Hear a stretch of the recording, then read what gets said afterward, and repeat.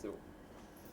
Bon, bah, vous pouvez commencer. Eh ben top. Ok, alors donc Amandine, on va revenir d'abord sur ton parcours. Quel métier rêvais-tu de faire quand tu étais petite? Alors quand j'étais petite, j'avais deux ambitions déjà au primaire. C'était d'être archéologue et c'était d'écrire des livres. Donc j'ai plutôt eu... La chance de réaliser Ouais, tout ça. pardon, ça commence mal. Non, c'est très bien. Et donc égyptologue, Oui. ça s'est précisé après. Donc égyptologue, en fait, c'est en sixième, en découvrant la civilisation égyptienne avec le programme en sixième. Là, j'ai eu un coup de foudre absolu. Et je me suis dit, bon, ben, ça sera l'Égypte d'abord, la Grèce qui déjà me plaisait pas mal en second. Et donc c'est comme ça que je me suis dit, voilà, je me lance dans un parcours pour devenir égyptologue et en même temps pour commencer aussi à écrire des livres parce que ça c'était voilà, quelque chose qui déjà me tenait à cœur depuis très jeune. Et Ok. pourquoi, c'est quoi le coup de cœur que tu as eu justement sur l'Égypte en sixième?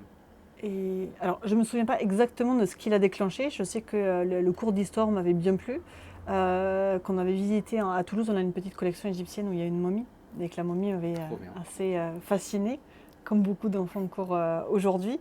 Et je me rappelle avoir avoir passé des heures à dessiner un cercueil de Toutankhamon, alors avec tous les détails, vraiment les hiéroglyphes. Donc voilà, peut-être que le cercueil tu te m'avait dis, inspiré aussi. Ouais. Et quel est le parcours pour devenir archéologue et égyptologue Le parcours du combattant, on peut le dire. Alors, archéologue, c'est encore autre chose. Parce qu'en fait, on peut être un archéologue technicien, c'est-à-dire qu'en fait, on gère très très bien les techniques de fouille, ce qui permet en fait à une personne de fouiller aussi bien sur de la préhistoire que du gallo-romain, que du Moyen-Âge, donc de fouiller vraiment sur un panel chronologique très très large. Alors que des gens qui souhaitent se spécialiser plutôt sur l'Antiquité grecque, romaine, mésopotamienne, égyptienne, eux vont faire des études beaucoup plus spécialisées et beaucoup plus poussées. Alors après, tous les égyptologues ne sont pas archéologues et donc vice-versa, bien évidemment, tous les archéologues ne sont pas égyptologues. D'accord. Et tu soulevais aussi l'envie de l'Égypte et l'envie d'écrire des livres. Oui. Pourquoi l'envie d'écrire des livres? Oh, parce que ma mère m'a lu très très tôt des livres, que vraiment j'étais baignée dans cet univers. Je me rappelle quand j'étais petite, j'attendais que mes parents, une fois qu'ils m'avaient dit au revoir, ils partaient, puis j'attendais un peu, puis je me rallumais une petite loupiote, j'étais sous la couette pour continuer à lire. Et j'adorais ça, je trouvais ça fascinant. On est plongé dans un autre univers, on part dans des lieux, ça fait rêver. Et donc c'est vraiment ce côté-là qui m'a toujours plu. Le côté aussi beaucoup de contes, de légendes que j'ai gardé, je suis une grande enfant. Donc c'est un peu tout, je pense tout ça qui a fait que j'avais envie, parce que déjà écrire ça me plaît, et puis j'en ai besoin. J'ai beaucoup de plaisir quand j'écris. Voilà, quand je mets des mots sur des choses, sur des émotions. Et puis l'écriture, elle peut aussi permettre de transmettre du savoir, de transmettre aussi ses passions, des sentiments aussi, des sensations. Donc je pense que voilà, c'est un petit peu tout qui fait que j'aime aider écrire. les gens à se plonger dans ton univers à toi et dans tes passions à toi. Oui, en fait j'aime tellement tout ce que je fais que j'ai envie que les gens ils éprouvent les mêmes sentiments en fait de curiosité, d'émerveillement, de satisfaction aussi qu'on peut ressentir quand on apprend des choses. Donc c'est un peu tout ça. Et pour être égyptologue, il faut un parcours particulier en termes d'études ou... Alors en fait pour être égyptologue, alors il va falloir prendre plutôt le cursus en fait universitaire histoire ou ce que moi j'ai fait histoire de l'art et archéologie. Puisqu'effectivement, moi je voulais d'abord me spécialiser en archéologie. Bon, il se trouve qu'aujourd'hui je suis autant historienne que archéologue. C'est quand même un désavantage. Donc en fait, les deux peuvent mener à faire de l'égyptologie. Après, c'est vrai que l'égyptologie englobe vraiment un champ de domaine très très très important. Il y a effectivement ceux qui vont être archéologues, ceux qui vont travailler sur les textes. Donc il faut être vraiment dans ce qu'on appelle la philologie, donc vraiment dans l'étude pure et dure des textes. Il va y avoir les historiens qui donc vont interpréter des textes que d'autres auront traduits. On va avoir par exemple sur le chantier de fouilles, on va avoir des anthropologues qui peuvent être vraiment spécialisés sur les momies par exemple. On va avoir aussi des gens qui sont spécialisés sur la céramique égyptienne, qui est juste envoyer un petit tesson qui va pas trop nous parler, nous dire ah ben alors ce tesson-là, il date de cette période, il a été fait avec une pâte qu'on trouve à cet endroit-là. Ça c'est quand même assez incroyable. On peut avoir aussi des architectes qui vont se spécialiser sur l'Égypte ancienne et qui donc vont nous apporter des précisions sur des monuments qu'on retrouve, qui donc sont assez rarement en très très bon état. Et donc ça offre en fait un champ diversité en termes de profession qui est vraiment très très vaste. Est-ce qu'on peut dire que tu es une scientifique? Alors oui, même si j'étais nulle en maths, en bio, en physique, effectivement, pratiquant cette science qui est la science de l'égyptologie, on peut me considérer comme une scientifique. Après, scientifique, voilà, bon, même si on est nul en maths, on peut être scientifique, ne serait-ce que par déjà la méthode, la façon en fait de considérer le sujet, de prendre la documentation, de la traiter, ce qu'on va en sortir. Ça, c'est une démarche scientifique. Donc, à ce titre-là, on peut effectivement me considérer comme une scientifique. C'était quand tes premières fouilles? Ouais, c'est ça, parce que justement, tu C'est- disais archéologue. Je pense que C'est- les enfants et pas que, on a la vision de l'archéologue, les pieds dans le sable avec son pinceau, en train de fouiller, en train de Oui. tout Alors, ça. dans le sable ou dans la boue ou dans la neige, hein, parce que ça dépend des chantiers de fouilles. J'en ai fait un, j'étais étudiante, c'était à côté de Reims. C'était l'horreur absolue, c'était en février, il neigeait, on était sortis, il faisait genre -4. J'ai eu froid comme jamais, j'ai même fini par penser que j'allais mourir de froid, mais vraiment, je ne bougeais plus, j'arrivais plus à bouger, j'avais fait peur à mon prof. J'ai fouillé en Grèce, dans des endroits mais hyper marécageux, on avait de la boue jusqu'aux genoux. Donc ça, c'est pas forcément la vision que les gens ont Oui, de la c'est- Grèce. Et puis effectivement, il y a aussi l'Égypte, du coup, on fouille dans le sable, on peut avoir du coup la joie de croiser des tempêtes de sable aussi de temps en temps, ce qui est bon, très sympathique aussi. Et donc non, en fait, il y a toutes sortes de fouilles, on ne fouille pas du tout de la même façon selon voilà, le lieu, selon aussi le sujet, parce que bien sûr un cimetière, on ne va pas le traiter de la même façon, avec les mêmes outils aussi, que si on fouille tout simplement un bâtiment. Bon, il y a la saison qui compte aussi, parce que bon, quand on fouille sous la neige, quand on fouille sous la pluie, ou par 40 degrés, alors moi j'ai fait 47 degrés en Grèce une fois, on nous a arrêtés à 47, on ruisselait. Oui, mais bon, la chaleur jusqu'à un certain point. Et donc en fait, voilà, tout ça fait que c'est des environnements qui sont différents. Et puis après, il y a aussi le fait qu'en Grèce, par exemple aujourd'hui, ou en France ou en Égypte, on ne fouille pas non plus de la même façon avec les mêmes équipes. En Égypte, par exemple, c'est assez rare qu'on puisse nous-mêmes, vraiment avec la truelle avancée, on a des équipes d'ouvriers qu'en fait on va plutôt diriger. Ce qui n'est pas le cas en France. En France, les gens qui font des fouilles sont tous à un moment donné techniciens vraiment de fouilles. En Grèce, on avait aussi des équipes, enfin quand j'ai fouillé en Grèce, des équipes d'ouvriers donc, voilà, qu'on n'aura pas en fait en France. Alors après, mes premières fouilles, c'est sur un site médiéval de Peyrus-le-Roc, qui est un petit village très très sympathique de l'Aveyron. Et en fait, depuis que je suis enfant, je passe tous mes étés dans l'Aveyron. Et j'y étais encore il y a une semaine. Et donc c'est un site médiéval qui est très sympa. Et en fait, j'ai commencé d'abord par regarder les fouilleurs bénévoles tous les étés. Et puis au bout d'un moment, en fait, le chef de chantier a fini par me dire, bon, écoute, allez, viens me donner un coup de main. Donc j'avais 8-9 ans, c'était juste très jeune, très sympa. Et donc j'avais d'autant plus de plaisir à revenir dans l'Aveyron tous les étés. Donc j'ai fini par être intégrée à l'équipe de bénévoles tous les étés. Donc mes premières armes, je les ai faites dans l'Aveyron. Et quand est-ce que tu es allée pour la première fois en Égypte? Avec quel âge? Alors en Égypte, j'y suis allée en seconde. Et en fait, c'était mon collège qui organisait un voyage de découverte, ce qui était juste fabuleux. Et comme tout le monde savait au collège que j'étais à fond sur l'Égypte, puisque j'avais saoulé avec tout le monde en leur disant que plus tard, je serai égyptologue. Et donc, le CDI qui l'organisait, voilà, la dame et la gentillesse de me proposer de faire ce premier voyage. Et c'était magique. Ah, il n'y avait pas besoin de confirmation, mais s'il y avait eu besoin, ça aurait confirmé, oui. D'accord. Et justement, là, je reviens sur les fouilles. Est-ce qu'on peut dire que tu as trouvé des choses, toi? Alors, on trouve, après, moi souvent on me demande, est-ce que tu as trouvé des trésors? Oui, c'est ça, je j'ai pense trouvé que des c'est la question, trésors. que les enfants Mais en peuvent fait, se demander. On met pas, les archéologues ne mettent pas forcément les mêmes choses dans le mot trésor que peuvent mettre Oui, voilà, c'est pas un des enfant, pièces un grand d'or public. et, Voilà, c'est ça, on n'a pas de caisse de pirates chargées de bijoux ou de pièces d'or. Moi, par exemple, le plus beau trésor que j'ai pu trouver en fouille, j'étais sur un secteur en fait, d'une ancienne école. Et alors, ce qui est quand même fabuleux, c'est que c'est la seconde école qu'on trouve en Égypte. C'est-à-dire qu'on sait qu'il y en a plusieurs. On a des textes qui nous disent dans tel endroit il y avait une école, mais pour l'instant, on ne les a pas encore trouvés. Donc là, j'ai fouillé sur une école, c'était magique. Surtout quand on s'intéresse aux enfants d'Égypte ancienne, puisque moi, mon travail de thèse était sur ce sujet. Et j'ai trouvé des bouillons d'écoliers. Et alors ça, pour moi, c'est un vrai trésor. Parce que déjà, c'est très très rare et qu'en fait, il faut quand même imaginer, c'est la première fois qu'on a des objets qui nous viennent des enfants. Parce qu'en fait, ce qu'on connaît des enfants, ça va être des textes qui nous parlent des enfants, ça va être des images qui nous parlent des enfants, mais qui là aussi viennent d'adultes, ça va être des vêtements qui ont été faits par des adultes, des jouets qui ont été faits par des adultes. Et finalement, la seule trace que pour l'instant on ait de ces enfants, ce sont ces brouillons où on voit, alors nous, quand on était petits, on s'entraînait à écrire des lignes de lettres, les petits Égyptiens, ils écrivaient des lignes de hiéroglyphes. C'est ça, c'est quoi Donc un ça, brouillon c'est d'écolier excellent. à l'époque C'est, de l'Égypte? En fait, c'est un hiéroglyphe. Alors, on voit le modèle qui a été vraiment tracé nickel par le prof, et puis on voit l'enfant qui galère plus ou moins à se refaire les hiéroglyphes. Ou des dessins. Il y en a un, par exemple, c'était un homme qui est en train de respirer une fleur, qui était sur un morceau de vase cassé. Parce qu'en fait, dans l'Antiquité, le brouillon, ça va être soit des éclats de calcaire qu'on appelle des ostracas, qui ont une surface à peu près plane, ou alors tout simplement, on casse un vase, on récupère les plus gros morceaux et on va les utiliser plus tard comme brouillon. Et donc sur ce morceau de jarre cassé, on a donc à l'encre noire ce dessin d'enfants. Et je me dis, mais on voit des petits en maternelle ou CP qui nous font exactement ce genre de dessin, quoi.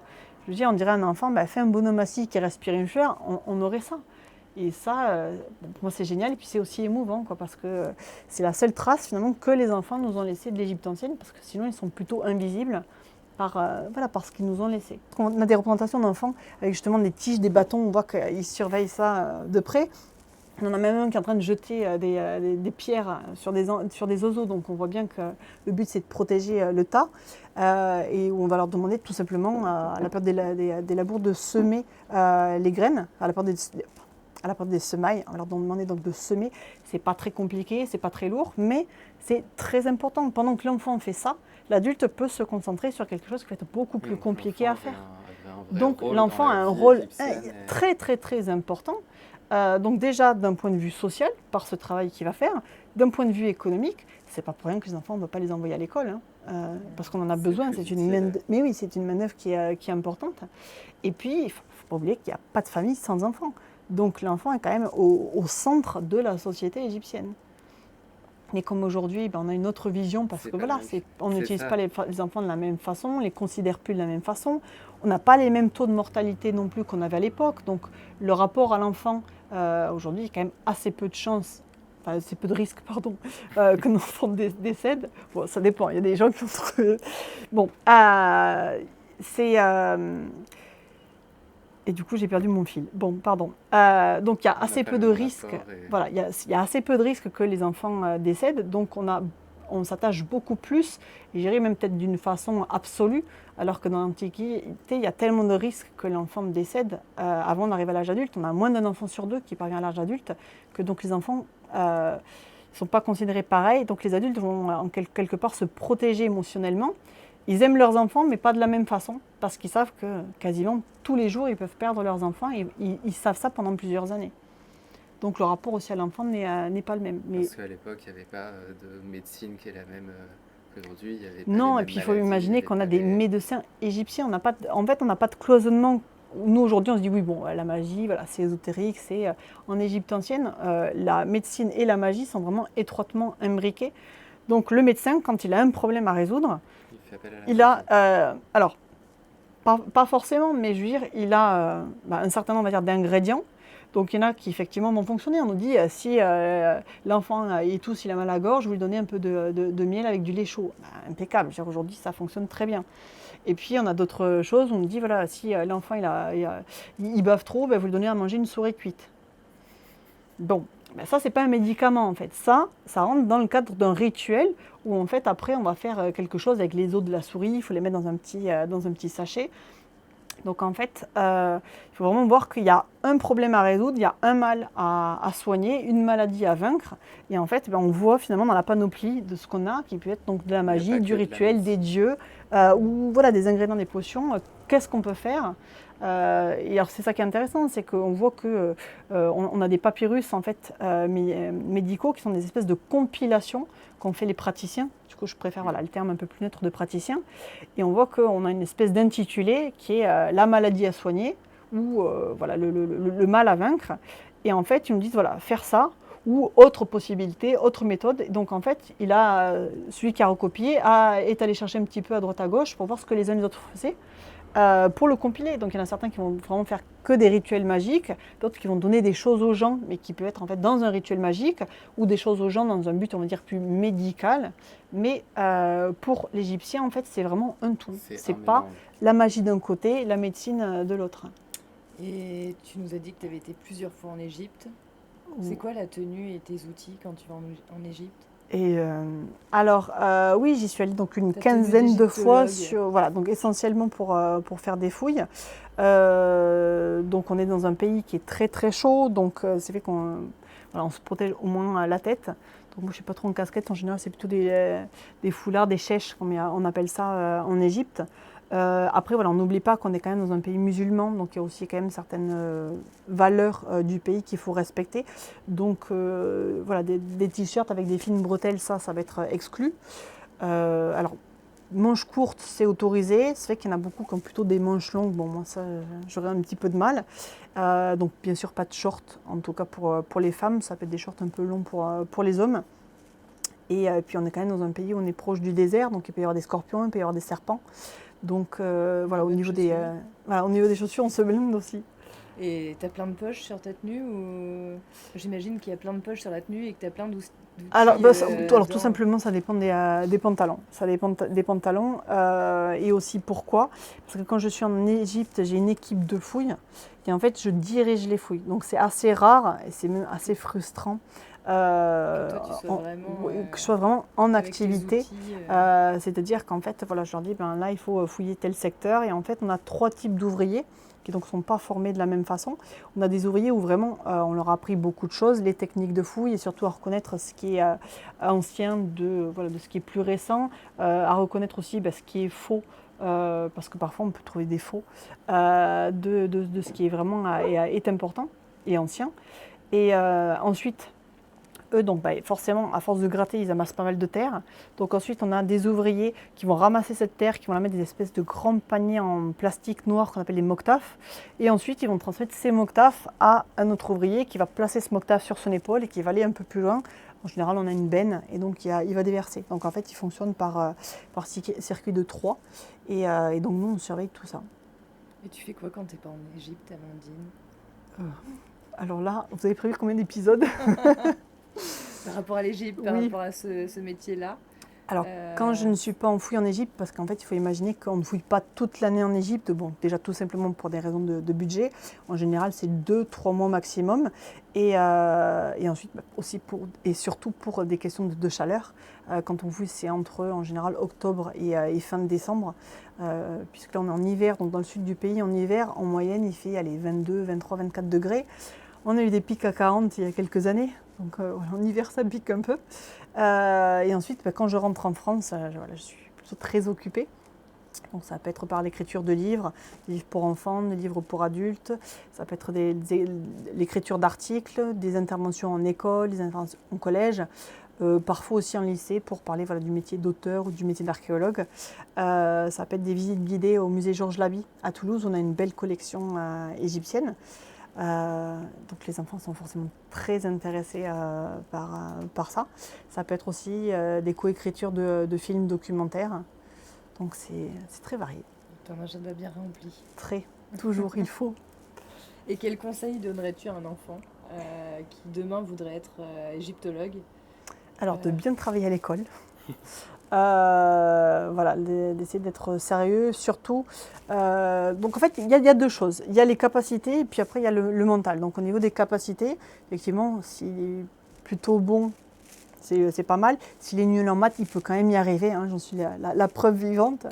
Par contre, il faut qu'il soit bon en langue, parce qu'en fait, il faut quand même imaginer que l'égyptologie, c'est une grande communauté, qu'on a beaucoup d'articles qui sont écrits en anglais, qui sont écrits en allemand, qui sont écrits en italien, en espagnol. On a même des publications en russe et en chinois, et en japonais aussi d'ailleurs. Ça veut dire que tu sais parler toutes ces langues? Donc non, pas du tout.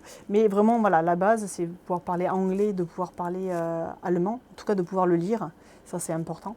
Donc être bon en langue, ça, c'est quand même un très gros atout.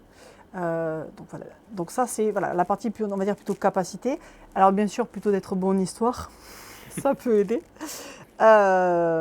Et après, je dirais partie mentale, ben, c'est vrai il faut savoir que les études elles doivent être longues. Moi j'ai un bac plus 13, donc bon, voilà, du coup c'est long. Il faut savoir que Est-ce que c'est fini ou est-ce qu'il y aura un bac plus autre chose? Alors oui, il y aura un bac. Oui, il y aura un bac plus autre chose, puisqu'effectivement, là, je prépare une seconde thèse sur le cheval dans les mythes grecs, mais bon, là, voilà, on sera à un bac plus 16 ou 17, ça, à un moment donné, il faut arrêter. Hein. Sauf qu'en général, même, je dis j'ai un bac plus trop, je dis même pas le nombre d'années. Donc voilà, les études sont longues, il y a très très peu de postes, donc c'est compliqué. Il faut savoir que voilà, au bout de ces études, on risque de ne pas avoir de boulot, c'est assez souvent le cas, pas de boulot tout de suite. Tout ça, voilà, c'est quand même quelque chose qu'il faut intégrer, parce que déjà intégrer, c'est une chose, le vivre, ça en est une autre. Donc pas se laisser décourager non plus. Et malheureusement, savoir aussi que ce n'est pas un milieu qui est très bienveillant et qui est très sympathique. Et que, bon, voilà, il y aura toujours des gens pour essayer de nous critiquer, essayer de décourager. Parce que voilà, le but, c'est qu'il y ait le moins possible de rivaux dans ce milieu. C'est 13 ans d'études où, alors bon, moi personnellement, je n'ai pas été suivie par mes professeurs, donc c'est vraiment en freelance que je me suis lancée dans l'égyptologie. Voilà, une thèse, ça demande quand même beaucoup de travail, d'accord, mais beaucoup de sacrifices aussi. C'est des problèmes de santé. Moi, j'en ai hérité des problèmes cardiaques voilà, sur la fin de ma thèse. Donc c'est beaucoup de choses en fait qu'il faut quand même avoir en tête, mais se dire que si vraiment on veut, on peut. Et une nouvelle fois, j'en suis, voilà, je pense l'exemple parce que les gens souvent ont l'impression que j'étais une élève super bonne, que j'étais ultra douée, et puis ben non, en fait, moi je débrouille un plus. Et 13 et demi, maximum 14 et encore de moyenne. Mais par contre, depuis le début, je savais ce que je voulais. D'ailleurs, quand on nous demandait à l'école qu'est-ce que tu veux faire plus tard, je mettais je serai égyptologue. Et régulièrement, on me reprenait en disant enfin, tu seras, tu voudrais être. Je dis oui, non, mais je veux être et je serai. Parce que pour moi, c'était évident que c'était ça et que ça ne serait pas autre chose. Et en fait, je pense que c'est une des clés qui font que j'en suis là aujourd'hui. C'est qu'à un moment donné, si on ne se dit pas qu'on va rater, on ne peut que réussir. C'est tout simplement. Non mais... non, mais en fait, c'est ça. Et ce que je me rends compte aujourd'hui, alors moi, je n'ai pas trop eu ce problème, mais en fait, les gens sont leur pire ennemi. C'est-à-dire qu'en fait, on parle toujours des autres, on dit « Ah oui, mais un tel m'a découragé ». Non, il ne t'a pas découragé, tu l'as laissé te décourager, ce n'est pas la même chose. Parce qu'en fait, au final, c'est toi quand même qui as le pouvoir de dire « Mais en fait, je m'en fous, je vais quand même continuer » ou « Oui, en fait, c'est vrai, il a raison, je ne suis pas assez bon ». Et donc, en fait, il y a beaucoup de choses. Alors, c'est pareil, j'ai une amie qui m'a dit il n'y a pas longtemps, elle me dit « Oui, mais toi, chaque fois que tu fais un truc, ça marche ». Et j'ai dit, mais peut-être parce que voilà, je ne me dis pas que ça va rater et que s'il y a un truc qui ne marche pas, je passe au plan B, au plan C. Alors en général, j'arrête à G, H, I. Quand vraiment j'ai vu que le truc ne marchait pas, ben, en fait, j'ai même plus de regrets parce que je me dis, non. Parce que j'ai vu que vraiment le projet ne pouvait pas se faire. Et puis bon, c'est pas comme si j'en avais qu'un non plus. Ben, je sors le 300e projet que j'avais sous le coude et donc ça, c'est pas un problème. Mais ça, c'est quelque chose de très, très important aussi à mon sens. C'est de se dire qu'en fait, il n'y a pas qu'une façon d'arriver à son objectif. Il faut toujours se dire, si ça ne marche pas comme ça, il faut voir par quel autre biais on peut faire. Et voilà. Et puis moi, j'ai des projets, c'est avec le plan D ou E, très honnêtement, que j'y suis arrivée. Mais tu as eu confiance en toi, en ton objectif, et tu as tout fait pour l'atteindre. Mais c'est ça. Après, c'est pareil, il ne faut pas faire les choses à moitié. Moi, quand je fais, alors, je ne sais pas si c'est une bonne chose, mais je fais tout avec cœur, avec passion. Donc...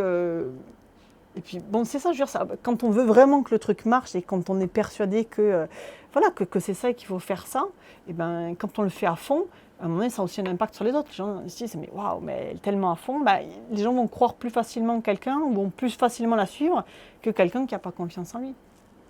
Et on ne peut pas convaincre les autres si on n'en est pas convaincu soi-même. Hein. On a vérifié, Amandine Marchal est une vraie égyptologue. Merci beaucoup. Et du coup, on va passer aux expériences. Bah ouais. Alors, l'idée, c'est qu'on aura donc 2 expériences. Une expérience pour les petits, pour les 3-7, et une expérience pour les plus grands, donc les 8-12. Avec nos équipes, avec Julien, Tanguy, Alice, etc. On a réfléchi à 2 expériences totalement différentes. Et c'est là où on a besoin de ton aide. Très concrètement, au niveau de la version verte, la version 3.7, on était parti sur d'abord, donc là l'idée c'est d'avoir le chemin de fer du magazine. Donc la structuration, on était parti d'abord sur replacer un petit peu le contexte, où est-ce que c'était l'Égypte, etc. Quel était un petit peu l'environnement avec le Nil, le fait que ça soit un désert, etc. Ensuite on partait sur qui est le pharaon, et donc vraiment parler des symboles du pharaon, un petit peu qu'il était dans la société égyptienne. On trouvait que le pharaon était assez représentatif, en tout cas de l'image qu'on avait de L'Égypte, l'Égypte, bien sûr. et qui permettait de venir traiter un peu de la globalité, en tout cas de Bien l'image qu'on a sûr. de l'Égypte via ce personnage central. Complètement. Et ensuite, on s'était dit ce qui pouvait être assez intéressant, parce que nous, on aime bien que les enfants sur la tranche d'âge verte puissent avoir une comparaison avec leur quotidien, parce que c'est Oui. quand même toujours sympa de pouvoir Oui, se et puis dire c'est comme ça que qu'ils retiennent, voilà, bien sûr. c'est pareil pour moi ou c'est pas pareil pour moi. Car Donc on s'était dit, juste on va... ne dis pas vert ou orange, on sera en février. Ouais, bon. Non mais c'est... Mais de toute façon, ça sera coupé, ils vont faire des montages, ce genre de gens. Du coup, on s'était dit, ce qui peut être intéressant, c'est de faire le déroulé d'une journée type d'un pharaon. Et ensuite, on passait sur la mort, les différentes étapes de la mort, pour arriver aux trésors cachés et aux pyramides ou aux temples. Et enfin, on arrivait à aborder un petit peu la notion des hiéroglyphes. Sauf que quand on a échangé avec toi rapidement, tu nous as très vite dit que c'était peut-être très large, qu'il fallait peut-être recentrer notre angle d'attaque. Et l'idée, c'est de voir un peu comment on peut essayer de recentrer Et de dire des choses vraies surtout, parce qu'il y a un truc qu'on se rend compte en discutant avec toi, c'est que on a beaucoup d'a priori, beaucoup d'idées reçues sur l'Égypte, où finalement l'Égypte c'est 3000 ans de période, Histoire. et donc finalement en 3000 ans les pharaons n'ont peut-être pas vécu pendant 3000 ans de la même façon. C'est ça. Ah ben, c'est sûr même. Voilà, donc c'est aussi de s'assurer avec toi qu'on ne vienne pas dire de bêtises aux enfants, et qu'on vienne peut-être rétablir quelques vérités aussi. Parce que là, par exemple, sur le qui et le pharaon, tu vois, on avait un peu les grands symboles qu'on souhaitait mettre en avant, donc il faudrait qu'on puisse les redéfinir avec toi surtout. Et comment? Et on avait une définition très succincte du pharaon. Mais pour toi, déjà, vu justement ce côté assez très large en temporalité, c'est quoi pour toi l'époque, on va dire, qui représente... Empire. Alors, Nouvel Empire, Bah ça oui, va parce de que quand c'est la à quand? période 1580 à 1060 avant Jésus-Christ. Et c'est la période de Toutankhamon, de Ramsès II, d'Akhenaton. Et en fait, c'est la période. Connu aussi. Et oui, mais pourquoi Tu m'as aussi dit parce que 1580 1580-1060. Parce que c'est la période où on a le plus de textes, le plus de tombes. Donc en fait, c'est là où on a le plus de documentation. Donc on ne sait pas tout, mais en tout cas, c'est la période pour laquelle on a le plus de données. Plus de choses. Et est-ce que tu penses qu'il faut qu'on se centre sur un personnage pour sur un traverser de ces pharaons-là, un petit peu ces différents aspects, à savoir le quotidien, à savoir la mort, les trésors? Moi, je trouve que ça serait pas mal. Et c'est vrai qu'alors après, par exemple, Ramsès II, c'est quand même le roi sur lequel on a le plus de documentation. Alors, on a le plus de documentation, on a sa momie, on sait les maladies qu'il avait. On peut savoir aussi, si vous voulez faire une partie sur genre l'école ou palais royal, on a les textes sur lesquels il a pu travailler quand il était petit, parce qu'on sait qu'à l'école, on leur apprenait tel texte, tel texte. Donc ça, c'est vrai que c'est quand même... Et tout ça, c'est libre de droit ou pas? Alors, libre de droit, la connaissance que je vous apporte, oui. Mais par exemple, l'infographie et autres. Pour les illustrations, moi, je peux vous en fournir. Après, voilà, il faudra que vous me demandiez. Et, Et est-ce que partir sur un côté très transversal, là, tu penses que c'est logique, ou tu penses que c'est beaucoup trop et qu'il faudrait recentrer? Et non, mais à la limite, si on traite ces thématiques-là à travers Ramsès II, Ouais. c'est mieux aussi, parce que là, on peut dire Ramsès II, ben voilà le genre d'objet qu'il avait, voilà le genre de statue qu'il avait. Enfin, genre Non, ça peut être mal. Alors après, du coup, si vous voulez refaire ces symboles-là, Ouais, justement, je m'étais noté, alors moi. tout bêtement, alors la crosse c'est le fouet, déjà c'est pas un fouet. Donc dans 99% des bouquins, on nous explique que c'est un fouet, c'est un chasse-mouche. Ça n'a pas du tout la C'est même. un chasse-mouche. Oui, ça n'a pas du tout la Oui, même parce que, vocation. effectivement, parce que justement, dans l'activité, donc l'idée de l'activité, c'est de faire une chasse au trésor, que l'enfant, que le parent d'abord vienne cacher des objets dans la Oui. maison, et que l'enfant fabrique un outil, on va dire, un accessoire. Là, moi, je suis parti sur un sceptre d'Horus, si je ne me trompe pas, le faucon, je sais Alors plus. non, ça c'est Voilà. Ra. C'est rare. En fait, tout simplement, Horus sur la tête, comme c'est le dieu qui protège les pharaons, il porte la couronne des pharaons sur la tête. Oui, Ra, c'est le dieu Ra, du c'est soleil, le donc soleil. il porte le soleil sur la tête. voilà, Voilà, j'ai heureusement noté. que tu es là. Donc l'idée, c'est que l'enfant ait comme ça un outil qui l'aide en fait à deviner dans quelle pièce sont chaque objet. En fait, les objets seraient les symboles du pharaon. Alors après, on n'a pas de pour, sceptre comme ça. Par contre, ça, tout court, on a. On a en fait ce qu'on appelle des pectoraux, même je dirais quasiment de cette taille-là. Peut-être un petit peu plus petit, mais pas beaucoup plus petit.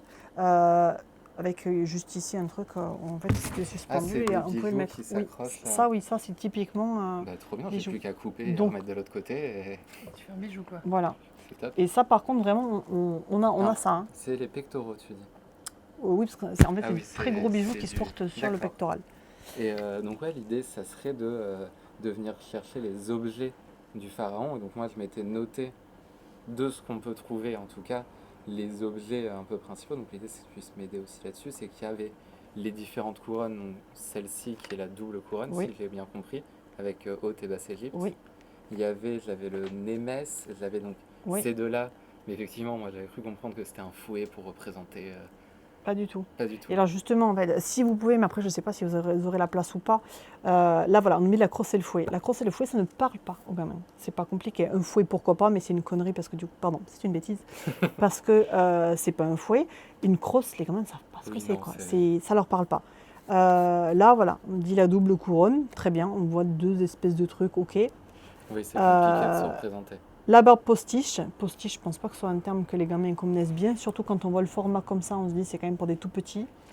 Postiche, à la limite fausse barbe, on leur Oui, dit c'est voilà, la c'est fausse faux, barbe. faux, ça ils comprennent. Postiche, bon. Et la fausse Et- barbe, et c'était puis- un et puis- vrai objet du pharaon. Nous, Oui, ça puis, nous a un peu oui étonné, mais là, justement, ça qui est énorme, parce que du coup, là, on se dit bon, la fausse barbe, mais on comprend pas. On nous donne des symboles. La coiffe avec le cobra, bon, qui est un espèce de cobra là. Qu'est-ce qu'il vient faire là? Est-ce que c'est un vrai ou pas? Ben, On file ça au gamin, et en fait, le gamin, il n'a aucune clé pour comprendre en fait à quoi ils servent et pourquoi c'est des symboles royaux. justement, j'aimerais bien que Voilà, tu puisses donc m'aider moi en fait j'allais à vous dire que ce ce qui soit- pourrait être bien, C'est quoi nos c'est symboles parfois peut-être éventuellement d'en faire un peu moins. Le chasse-mouche, donc, et non pas le fouet. Justement, l'idée, moi, ce serait que l'enfant, il retrouve en fait des sortes de petites cartes. Parce que toi, il t'en Oui. faut combien? Il m'en faudrait 4 ou 5. L'idée serait que l'enfant retrouve des petites cartes sur lesquelles il y aurait le visuel, mais au dos, une L'explication. explication de, en fait, Parfait. c'est quoi. C'est D'accord. pourquoi il y a ça.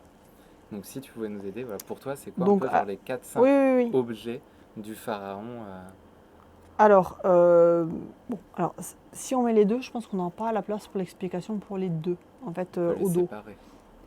Mais voilà, pourquoi pas les séparer. Le chasse-mouche, tout simplement pourquoi? Parce que, alors là, je vous fais une grosse explication. Il faudra voir comment on le réduit. Parce qu'en Égypte ancienne, en fait, les mouches, elles peuvent apporter des maladies, elles peuvent même apporter la mort. Tout simplement pourquoi? Parce qu'il y a beaucoup de mouches, que les mouches aiment tout ce qui est humide. Donc du coup, s'il y a une plaie, on va avoir plein de mouches qui vont venir sur la plaie, que du coup, elles peuvent infecter la plaie. Et que si la personne, elle est malade, si voilà, elle est très jeune, si elle est au contraire très vieille, elle peut mourir d'une infection qui sera provoquée par la mouche. Et ça, les Égyptiens s'en étaient rendus compte, mais ils ne pouvaient pas l'expliquer. Et ils se sont rendus compte aussi que les mouches pouvaient rendre aveugles. Tout simplement pourquoi? Parce qu'en fait, les mouches, elles vont venir se coller au coin des yeux, notamment des gamins quand ils font la sieste. Et que pareil, avec les pattes sales, ou si elles restent longtemps, elles peuvent déposer des petits œufs qui vont infecter le coin des yeux et qui vont rendre les enfants aveugles. Donc à l'époque, on n'a pas la science qui nous permet de comprendre en fait, voilà, Mais ce on que sait c'est qu'il qu'une y a un mal infection qui ou vient de autre, cet mais animal. on fait un lien entre la mouche et donc les différentes choses négatives que ça peut engendrer. Et donc on va finir par donner une explication qui voilà, n'est pas scientifique, mais qui est l'explication qu'à l'époque, voilà, ils n'en avaient pas d'autre possible. Et donc pour eux, en fait, c'était pas possible qu'une toute petite mouche fasse autant de dégâts. Donc l'explication qu'ils ont trouvée, c'est que c'était en fait des démons qui prenaient l'apparence d'une mouche pour attaquer les gens. et pour leur communiquer des maladies, pour essayer de les faire mourir ou pour les atteindre. Et donc quand le pharaon, il agite son chasse-mouche, le pharaon, c'est le fils des dieux. Donc il a un certain pouvoir magique. Donc avec son chasse-mouche, il est censé repousser par la magie tous les démons et les mauvais esprits qui auront pris l'apparence d'une mouche. C'est ça que représente. Et donc c'est pour ça que c'est un symbole de pouvoir et un symbole de puissance. Oui, et c'est pour ça, comme géopolitique, ça n'a rien à voir avec un fouet. Parce qu'effectivement, la signification, moi, que j'ai pu trouver, c'est le côté plus de puissance du fouet, de la force. Mais du fouet par rapport notamment aussi aux esclaves. Oui, et donc finalement, c'est notre vision d'aujourd'hui par rapport à... Notre vision d'aujourd'hui, notre vision des péplums aussi. Oui. Parce que ça, on a été très très fortement influencé par les péplums. Donc du coup, voilà, c'est ça. Là, ce qu'on appelle la crosse, en fait, c'est le sceptre Eka, donc c'est H-E-Q-A. Et oui, c'est pas le même hiéroglyphe. Et oui. Et en fait, tout simplement, ce signe-là, c'est le hiéroglyphe qui veut dire diriger, gouverner. Donc tout simplement, en fait, quand le pharaon il tient ça... c'est une représentation du hiéroglyphe. Oui. Tout simplement. Donc en fait, voilà, ça montre du coup que celui qui tient ça est celui qui dirige, qui gouverne. Donc en tenant les deux, le pharaon est celui qui gouverne et qui en plus a le pouvoir qui protège, de la magie. Voilà, c'est ça, et qui protège son peuple. Alors la double couronne, donc en fait de base on a une couronne rouge qui est la couronne que portait en fait le roi du Sud quand à l'époque il y avait 2 royaumes et non pas un. Et la couronne blanche, c'est la couronne donc, que portait le roi du roi du Sud. Le roi du Nord pour la couronne rouge et le roi du Sud pour la couronne blanche. Et donc quand en fait on va voir le roi du Sud qui combat le roi du Nord et qui fait en sorte que le pays devienne en fait un seul et même royaume, on emboîte les couronnes. Et en fait, les 2 couronnes s'appellent Seremti. Seremti, bon, si vous avez besoin, je vous marquerai le nom, c'est les puissantes. Parce qu'en fait, il faut vraiment imaginer que dans l'Antiquité, on a l'objet en lui-même qui est important, comme les amulettes. Les couleurs sont importantes aussi. Les couleurs elles-mêmes, en fait, sont des symboles vivants. Et ces objets ont une certaine puissance magique propre. Donc, en fait, ce ne sont pas des objets inanimés pour les Égyptiens, puisqu'ils ont un côté magique assez actif. J'avais lu des choses par rapport justement aux couronnes, donc comme quoi il y avait le pharaon avec plusieurs couronnes suivant les, je sais pas, des utilisations. Suivant en fait ce qu'il veut montrer du pouvoir royal, tout simplement. Sinon, c'est pour ça, moi, je m'étais noté, c'est le Némès. Si alors, le Némès, c'est pas une couronne, par contre. Est-ce qu'on l'a... Je l'ai vu tout à l'heure. C'est un peu oui, en fait, voilà. Le Némès, en fait, on pense, parce qu'il faut bien imaginer qu'on n'a retrouvé aucune couronne. Donc, on pense, parce que déjà, au niveau des matériaux, on n'est pas trop sûr. Ça, c'est une espèce de foulard. Oui, c'est ça. On avait d'accord. Donc, en fait, le Némès, c'est une espèce de foulard que le roi va porter. Et puis, on peut comprendre aussi, parce que s'il doit porter des couronnes tous les jours, au bout d'un moment, ça doit quand même un peu peser. Donc, en fait, il porte une espèce de foulard. On est quand même dans un pays super chaud, donc le foulard, c'est quand même un peu plus agréable. Ça permet aussi de protéger la tête. Avec des couleurs qui sont en fait des couleurs de la royauté. Hein. C'est la couleur or, qui est la couleur du soleil, de la renaissance, qui est donc une couleur elle-même très forte et donc puissante par elle-même, par sa couleur. Et la couleur bleue, qui est une couleur qui est aussi associée à la renaissance et aux dieux. Les cheveux des dieux sont censés être en lapis lazuli, qui est une pierre de grande valeur à cette époque. Et alors pour la petite histoire, c'est très intéressant, c'est que quand les embaumeurs de Ramsès II, sans faire exprès, ont sorti de... Alors d'ailleurs, je ne sais pas si peut-être que vous pourrez la réutiliser, l'anecdote, on ne sait pas. Quand ils ont sorti par mégarde le cœur de Ramsès II, ils l'ont donc momifié, donc ça pouvait arriver de ce genre d'erreur. Donc ils l'ont momifié, ils l'ont enveloppé de fils d'or, de fils métalliques. Et ils ont mis également, on a retrouvé des morceaux de tissu de couleur jaune et de couleur bleue. Donc en fait, type couleur de Némès, quoi. Donc c'est vraiment les couleurs qui sont associées à la royauté. Et ce foulard-là, il était porté pour des occasions particulières ou... Et ça, malheureusement, on ne peut pas le savoir. Non, ça, on ne peut pas le savoir. Mais par contre, il était assez représentatif des pharaons, finalement. Ah, mais complètement, complètement. De par les couleurs, de par la forme, et surtout oui, c'est ça, avec le cobra. Que je voulais, parce que le cobra, c'est hyper intéressant. On a une légende qui, justement, en fait, raconte comment, en fait, ce serpent en est venu arriver à surmonter les couronnes royales. Et en fait, ce serpent lui-même est puissant et actif. Et il est censé, en fait, tout simplement, on a les yeux ici, le serpent est au-dessus, donc il est censé voir plus loin que ce que peut voir le pharaon. Donc il est censé pouvoir voir plus loin, donc l'avertir et mieux le protéger des ennemis qui peuvent venir s'en prendre à lui. Et c'est un cobra qui est même censé foudroyer Oui, ses c'est un ennemis. animal un peu violent quand même. Donc voilà, il y a une part qui est voilà, quand même de danger, mais qui est dirigée contre les ennemis du roi. Trop bien. Je l'avais vu, je m'étais noté Donc aussi là, autre chose ou pas, là dans on a les donc objets. Ah oui, couronne. et après là on a la fausse barbe. Oui. Alors, on a donc le chasse-mouche, le sceptre, La couronne, double couronne. ouais, c'est ça, J'ai la noté double parce que Double dans couronne. le secret d'histoire, tu en as donné oui, j'ai pris note de ce que tu as dit dans le. J'ai donné des. Tu as donné justement quatre objets qui étaient portés, je ne sais plus à quel moment. Ah, par mais un si, c'était pharaon. sur le roi qui était couché, Voilà, sur le roi le couché, colosse. Où tu parles de la couronne, du serpent, du postiche. donc La de barbe postiche. Donc en fait, cette barbe postiche, tout simplement, c'est quoi? C'est la barbe que portent plusieurs dieux et surtout, et notamment, le dieu Osiris. Et en fait, Osiris, c'est un des rois, un des dieux égyptiens qui a gouverné sur l'Égypte en tant que roi et pas simplement en tant que dieu. Donc il porte en fait une petite barbe et donc en souvenir d'Osiris, comme les rois, de façon générale, par plein de moyens différents, ils essayent toujours de se mettre en avant et de montrer que ce ne sont pas de simples hommes, mais au contraire, qu'ils sont plus près des dieux que des hommes. Bah, du coup, à l'occasion de certaines cérémonies, ils portaient une barbe postiche pour en fait montrer qu'ils étaient à l'égal d'Osiris. Donc c'est pas tout le temps. Ah non, c'est pas tout le temps. D'accord. T'imagines, et par exemple, je sais, tu nous as Ça dit, va être une galère. Hein, il y avait eu C'est- 3 ou 4 femmes pharaons aussi. Mais on peut s'imaginer que donc, les femmes Ah mais pharaons portaient exactement, aussi une barbe postiche. exactement. Hatshepsut, en fait, donc on en a parlé tout à l'heure, qui a donc régné d'abord comme reine. À partir du moment où elle devient un pharaon, elle change complètement son image. Elle se fait représenter avec un buste d'homme, avec un pagne, avec donc bien sûr les attributs royaux et avec la fausse barbe.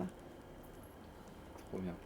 Et donc C'est les pas, images d'Hatshepsut qui vont être cassées, par exemple, à Toulouse, au musée Georges Herbier, on le voit, en fait, on a cassé ici au niveau du menton. Donc en fait, je montre aux petits, je leur dis, alors regardez, bien, où est-ce que ça a été cassé? On n'a pas cassé les choses n'importe comment. Oui, On c'est a pour cassé au niveau du retirer menton ça, pour qu'on puisse plus voir la fausse barbe. Sauf que dommage, en fait, ici, on a les traces Ah, de la ficelle, parce qu'en fait, ils l'ont gravé, et très certainement qu'il y avait une autre matière, en fait, ici, qui arrivait à la fausse barbe. Ils ont cassé au-dessus de la tête, au niveau de la couronne, et ils ont cassé ici, mais on le voit encore, il y a quand même des restes, mais le serpent. Donc en fait, c'est retirer tout ce qui l'a relié. Voilà, au pouvoir royal en tant que pharaon. Parce que par contre, quand elle est figurée comme reine, eh ben, ces images sont intactes. Donc ça a été vraiment ciblé en fait. Au moment où elle est pharaon, ça n'a pas été accepté. Alors c'est pas à ce moment-là, Oui, parce que c'est ça se plus fait tard. plus tard. Mais oui, mais c'est ça. J'en avais 2 autres que je m'étais noté. Je ne sais pas si c'est des symboles pharaoniques. Il y avait cette clé. Non, pas du tout. Voilà, parce Et qu'on c'est la pas du voit tout tout une le clé. temps. Et voilà, on voit ça On tout ne le temps. n'a pas de dire la clé de vie. Vous avez les chaussures qui sont ici. Vous avez le gros orteil, les petits. Vous avez ce qui sépare les deux côtés de la sandale, et ça fait le tour du pied. C'est une couronne de sandales. D'accord. Parce qu'on voit effectivement beaucoup de représentations Oui, où le pharaon Parce que ça porte se dans prononce une main. or, donc A, accent circonflexe, NKH. Oui, pardon, parce que le KH en fait se prononce re. Et c'est le symbole de la vie. Donc c'est pour ça qu'en fait on le voit très souvent, à la fois associé au dieu et à la fois associé au roi. Mais c'est pas. Mais c'est pas du tout un symbole royal. On n'arrive pas à 5 là. Hein. Non, je l'avais pas. Donc alors, chasse-mouche, sceptre, est-ce qu'il faut que ce soit des visuels? Ouais. Ça dépend, tu penses à quoi? Parce qu'après, tout simplement, on peut mettre un visuel d'un cartouche. Le roi, il n'a pas un, non, il en a 5. C'est ça que justement je l'avais, le cartouche, c'est intéressant. Voilà. Et après, ce qui est très intéressant, en fait, là, du coup, on en a même 2. Le cartouche en lui-même est un symbole royal. En fait, alors, est-ce qu'on a un cartouche par là? On avait vu un. Juste pour vous montrer. C'est une sorte d'ovale en hauteur. On va se servir. Tu en as forcément. Oui, forcément. Donc, on va se servir là où on sait qu'il y en a. Hop. Ah bah Alors, voilà, les symboles. Oui, bah, a priori, on les a à peu près tous quand même. C'est tout ce qu'on a marqué tout à l'heure. Si, tu as celui-ci, le sceptre. Ouais, mais franchement, celui-là, il est quand même beaucoup moins connu. Donc voilà, ça s'appelle Eka ou Ekat, très bien. Double couronne, ça, on a vu. Ah, c'est ça, non? Voilà, donc en fait, le cartouche, c'est quoi? C'est une cordelette qui va entourer le nom du roi. Alors, il y a 2 gros avantages. Le premier, c'est que même si on ne sait pas lire les hiéroglyphes, le nom du roi, on sait où est-ce qu'il est, on peut l'identifier. Donc, les Égyptiens voyaient où était écrit le nom du roi, ils ne savaient pas le lire, mais ils savaient où était marqué le nom du roi. Et surtout, la cordelette, elle va protéger par la magie le nom du roi. Donc en fait, elle a deux. Mais donc le Deux cartouche, Et donc le utilité. cartouche, c'est juste la c'est ficelle. ça, c'est la C'est- cordelette qui... C'est la cordelette, donc c'est vraiment l'ensemble. Là, la cordelette, elle est attachée en fait, sur les deux bouts. Oui, moi je pensais que Donc- c'était ça le cartouche. Non. Le Oui, moi, cartouche, je le cartouche, en fait, c'est l'ensemble. Et dans le cartouche, on a le nom du roi. Donc en général, quand on dit le cartouche, ça désigne tout, parce que ça Le- désigne voilà, le contenant et le contenu. Et Et tu donc si disais- demain on met le cartouche sur l'illustration, on met tout. Et bien en fait, si vous mettez le cartouche sur l'illustration, à ce moment-là, vous pouvez dire le cartouche, c'est une cordelette qui entoure le nom du roi, qui va donc protéger le nom du roi par la magie et permettre facilement de repérer où a été écrit le nom du roi. Et tu disais, le pharaon avait 5 noms, 5 Oui. cartouches. Alors, après, après, vous pouvez mettre l'un ou l'autre, à la limite. Ça sert à écrire en fait le roi d'Égypte. Le roseau, c'est le symbole du sud, l'abeille, c'est le symbole du nord. Donc, quand on a ces deux hiéroglyphes, on a en fait celui, donc littéralement celui du roseau et de l'abeille. Et donc, en fait, c'est Le le roi du royaume, sud et- et, voilà, le roi royaume tout entier, quoi. du sud et le roi du nord. Et ça, en fait, ces deux hiéroglyphes, c'est le canard et le soleil. Donc, le canard, soit il veut dire canard, soit il veut dire fils. Et le soleil, pour le coup, il veut dire soleil ou Ra, si on parle du dieu soleil. Donc là, en fait, on a le fils du soleil, ou le fils de Ra. Et donc là, c'est une autre forme d'introduction. En fait, donc on a ça, et on a un cartouche derrière avec le nom. Par exemple, le nom de naissance de Ramsès II, c'était Ramessou. Donc il va donner Ramsès. Par contre, son nom de Nesut-Biti, c'était Ouzer-Maatré, c'était Penré.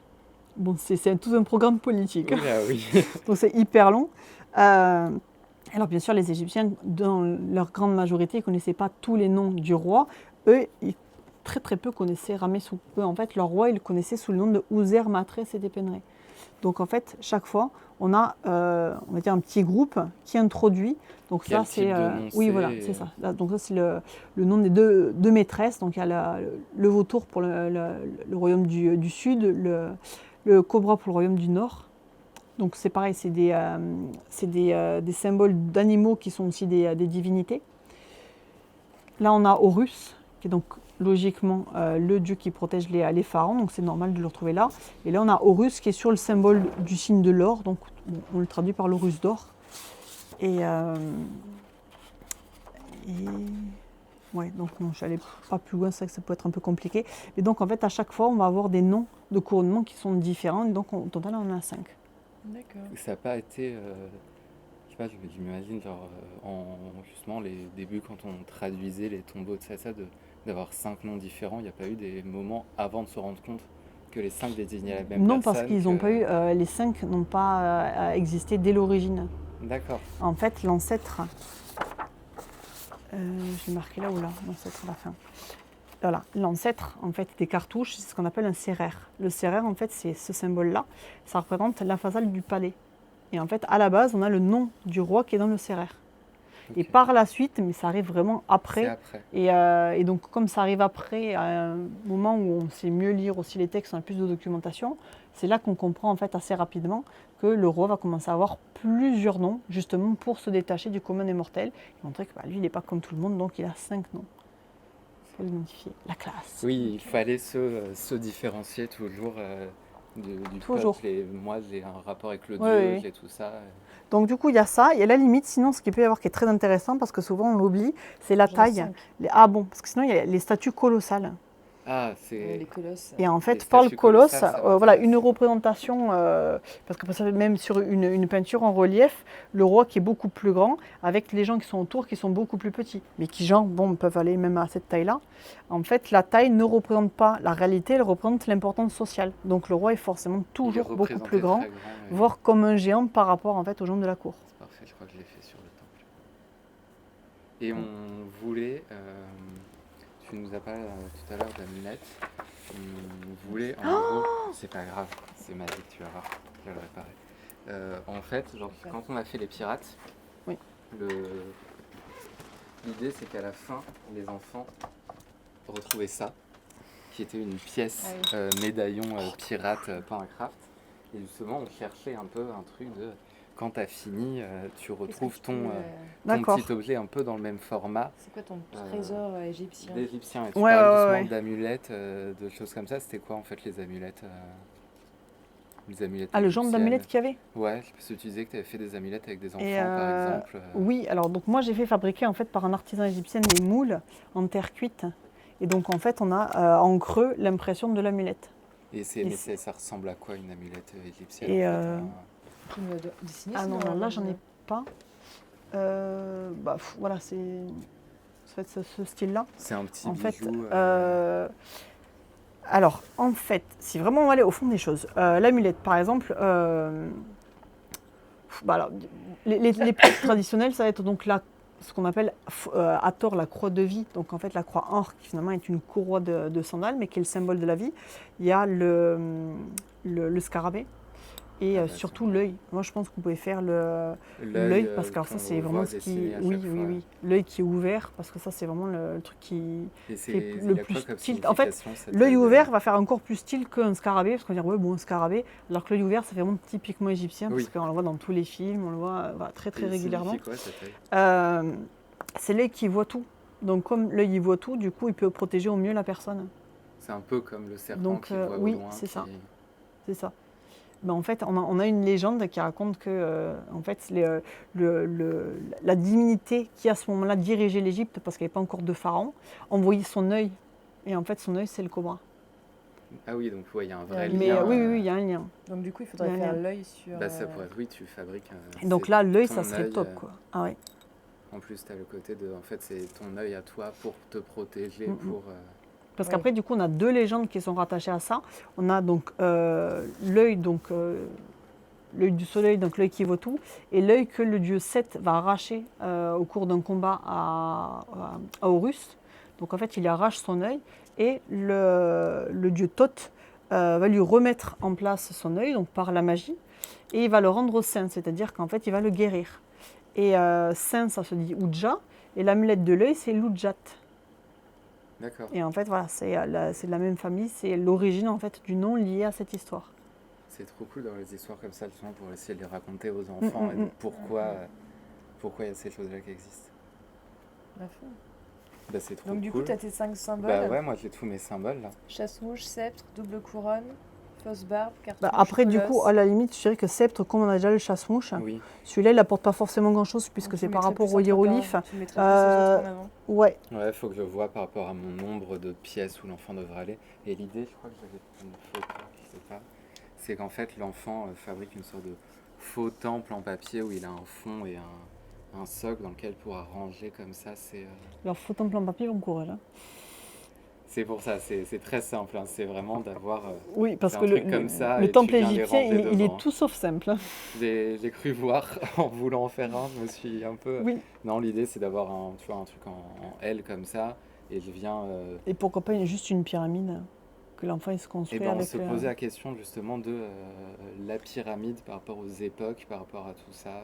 Ah, parce que ça, c'est sûr, après, il n'y en a pas à toutes les époques. Mais le temple, tout bêtement, on n'aura pas le même non plus à toutes les époques. Oui, ça revient au même. Donc la pyramide, ça fait plus égyptien, ça sera peut-être plus simple. On sera plus correct au niveau de ce qui est représenté en termes de pyramide. Et puis bon, comme la pyramide c'est une tombe, eh ben, on trouve des amulettes dans les tombes. On y trouve, ouais, ça Et paraît oui. logique de. J'essaye de se retrouver un peu. Et du coup, les trésors, ils sont plus dans les tombes ou dans les temples? Ils sont pas dans les temples. Ils sont pas dans les temples, ils sont dans Alors, les tombes. Ils sont pas dans les temples. Ça dépend toujours, pareil, ce qu'on met dans la notion de trésor. Une divinité qu'on cache au fond du temple et jamais personne ne peut la voir et on lui rend des adorations, c'est une espèce de trésor. Parce que justement, ça a beaucoup de valeur et on le cache. Mais en tout cas, tout ce qui est momie, C'est, etc. oui, ça par contre, c'est dans les tombes. Donc dans les euh, pyramides, donc dans les mastabas. Ok. Ouais. Ça roule. Et donc, si je fais ma journée du pharaon, tu fais quoi en pharaon tous les jours? Amandine, Ouais. pour essayer de faire une comparaison avec l'enfant. Qu'est-ce que je pourrais... Alors, c'est marrant, rien à voir, hein, mais ça me faisait penser en fait à un des contes que j'indiquais où le pharaon s'ennuie. Et donc il demande en fait à son vizir s'il n'a pas une idée pour l'amuser. Il lui dit bah, écoutez, si on va prendre des jolies jeunes femmes, on va leur mettre des robes limite transparentes. Bon, j'ai pas mis le transparent dans le livre. Et en fait, elles vont ramer sur un bateau. Et du coup, alors Voilà, donc l'amusement, en fait, c'est de voir des femmes qui sont en train de suer, en train de ramer pour le plaisir du roi. Mais bon, pourquoi pas. Et donc, en fait, il part, et puis il y a une des rameuses qui fait tomber un petit pendentif qu'elle avait en fait dans les cheveux. Et elle s'arrête de ramer, et elle se met à pleurer. Donc le roi lui dit, ah, mais qu'est-ce qui se passe? Je dis, mais c'est pas grave, tant pis, je t'en offrirai un autre. Elle dit, non, non, c'est celui-là que je veux, pas un autre. Et donc le roi est très embêté, c'est en train de lui gâcher son après-midi. Et donc heureusement, son vizir a toujours de bonnes idées et il lui dit, mais écoutez, pas de souci, majesté, on va faire appeler un magicien. Et donc le magicien débarque, en fait il récite une formule magique. Et là, on a quand même la base de Moïse, hein. En fait, il sépare les eaux du lac en deux.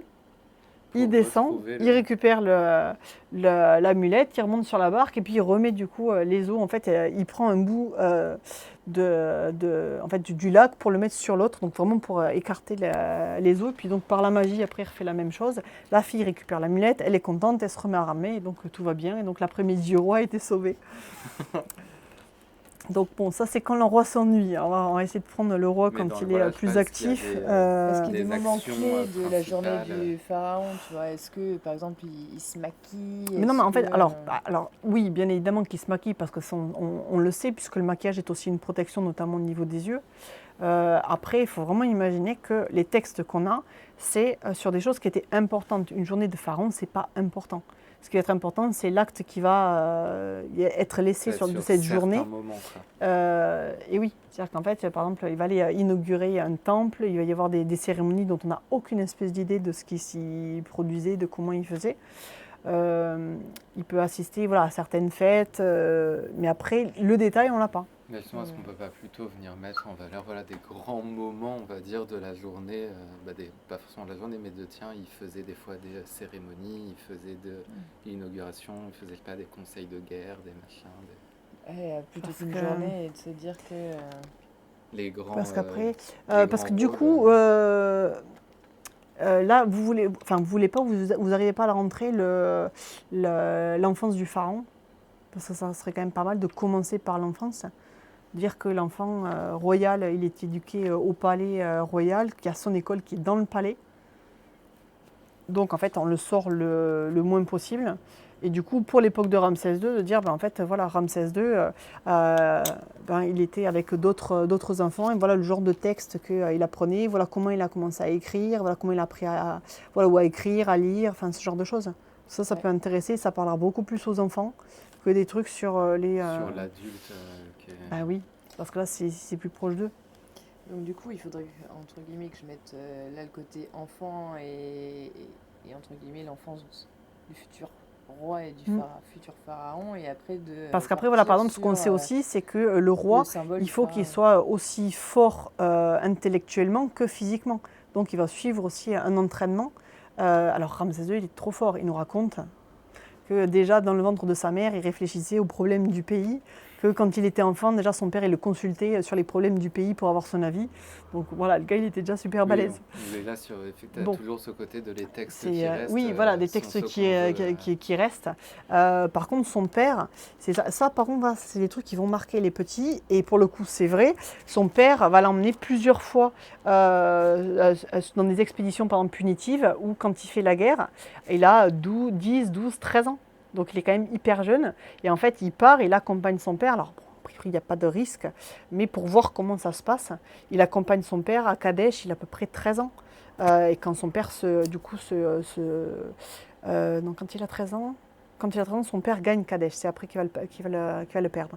Donc il accompagne l'armée. Donc il a aussi les conditions, qui sont quand même pas les conditions optimales de roi quand il est en déplacement. Donc il est un peu à la rude et puis il voit comment ça fonctionne. Et puis il voit son père discuter avec les généraux. Donc des anecdotes qui peuvent être sympas parce que, elles sont vraies. 2, du coup, c'est quelque chose de concret qu'on donne aux enfants. Et puis c'est quelque chose que... un gamin, même si c'est plus un enfant, mais un gamin qui avait 12-13 ans a vécu. Et je pense que pour moi, c'est plus intéressant à... En fait, tu es peut-être plus sur... On va faire ça, plus après, du coup, ça t'amène au pharaon, et en fait, ça, tu retires, et après, t'es limite plus sur... tu présentes sur un peu qui est Ramsès et... Oui, parce qu'on peut quand même faire son quotidien, mais du coup à travers son image et à travers des anecdotes. Et tu viens expliquer vite fait, tiens, on vient te présenter les pharaons, mais on te présente Ramsès II. qui était un certain pharaon Comment on et tout explique ça. notre choix de Ramsès II par le biais du fait que Celui là où où C'est on quand a même plus le d'un. plus grand pharaon. Alors, le grand, en toute modestie, il se faisait appeler Ramsès le Grand, hein. Donc déjà, quand on l'appelle nous Ramsès le Grand, il faut quand même imaginer que déjà lui, à l'époque, il se faisait appeler comme ça. Tout va bien. Mais non, ce qui après voilà, peut être par exemple intéressant, c'est présenter Abou Simbel. Parce que ça, c'est quand même hyper connu. Le temple d'Abou Simbel, qui est quand même un temple à sa gloire, quoi. Je veux dire, il y a quand même 3 Il est dieux, et tellement lui, beau. c'est le Oui. 4e dieu. Ça, c'est quand même pas rien. Et en fait, par exemple, une journée de pharaon voilà, un peu extraordinaire, il est venu inaugurer le temple.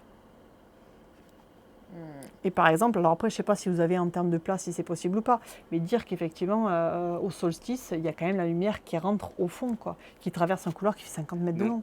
Il y a vraiment, C'est, parce que là, c'est le stéréotype du film de pile à tel jour, à telle heure et tout ça, le soleil. Dans le temple de Ramsès II, il y a... Abou Simbel. à Abu Simbel, il y a Oui. ce truc de au solstice, le soleil Oui. passe, parfait. C'est magique. Ah, c'est incroyable, c'est Génial. incroyable. Et de voir la Et précision Abou astronomique c'est que les ça, gars en ils fait, avaient dans c'est l'Antiquité, à c'est cette fou. époque-là, C'est fou. réussir. À limite, t'as l'impression qu'aujourd'hui, on n'arriverait pas à le faire.